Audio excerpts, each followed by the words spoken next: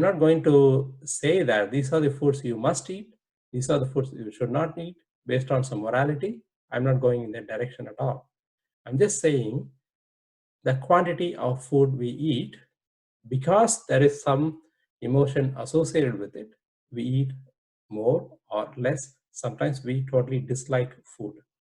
So this is again a relationship with the food which is connected to our body.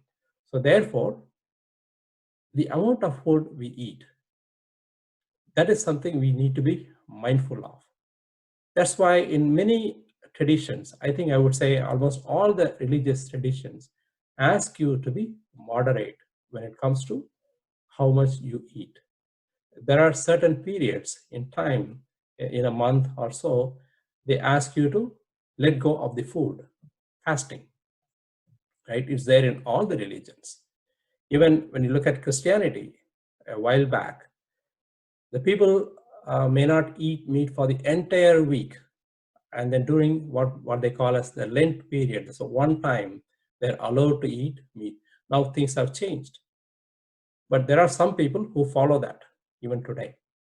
So what this means is there are certain periods of time you need to let go of the food so that your attachment to the food and the body is minimized. You're not thinking too much about your food. That means you're not thinking too much about your body, because the body is going to survive. You are feeding it. You don't have to overdo that. So this is very important. And then let's look at the quality of food what we eat. In the olden days, people choose to eat certain foods, certain periods of time, and not all of us eat the same kind of food. For example, most of us, people like us, like you and me, when you go to work, right?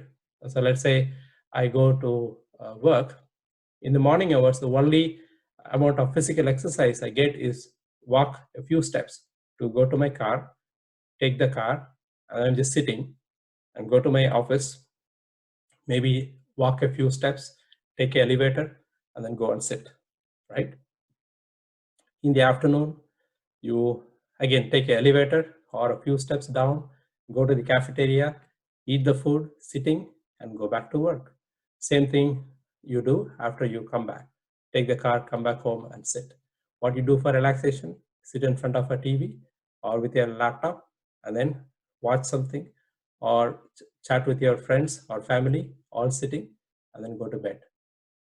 If you look at the whole time we spend doing anything, is almost, we don't spend that much of energy to doing our work, because there's literally not much of physical work.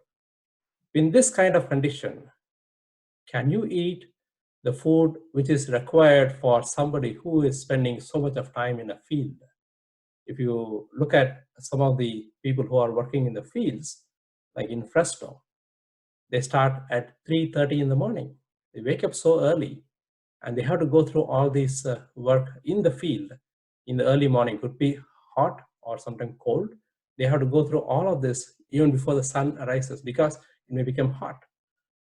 For them, having a big breakfast makes sense, because they have to go through that. At the end of the day, all the food get digested. But whereas for us, if we take that kind of food, it's not going to work for us. So why I'm talking about all these things? We have to become more mindful of how much we eat, this is number one, and what we eat. Are we eating that is enough for our kind of work? If I'm not spending too much of energy as physical exertion, do I have to eat more? And then this is important because the food you eat have a direct impact to your mind. To give an example, let's say I eat a lot of spicy, hot food in a day. Okay, like chilies, spices. As Indians, I think many of you can relate to this. We eat spicy food, very spicy, hot food. Let's say you are eating it on a daily basis. What do you think your mind is going to do with that kind of heat, that kind of vigor, the kind of food you eat.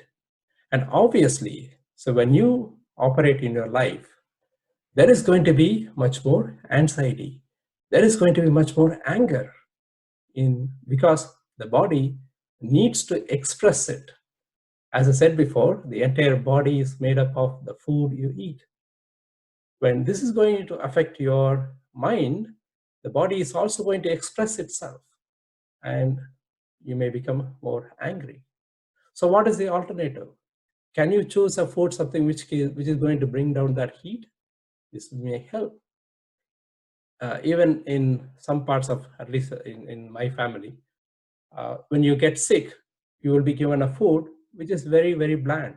I can give another example, much better example.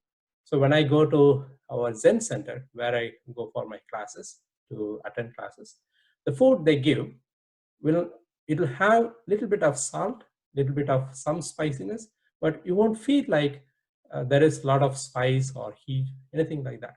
Not too much of sweet. You can eat that food. It won't do anything to your tummy. You'll feel good. At the same time, you feel full. But it doesn't create any kind of agitation in your body. That's the kind of food they have to eat, because many of them are monks. They don't want to have this kind of food which will make them agitated, arouse their senses, right? We don't want to give them a spicy, hot food. The food we eat there is shared with all of us. So that's the kind of food they give us. So there is a reason for it. So we need to be mindful on what kind of food we eat, because the body is going to express that because of the food.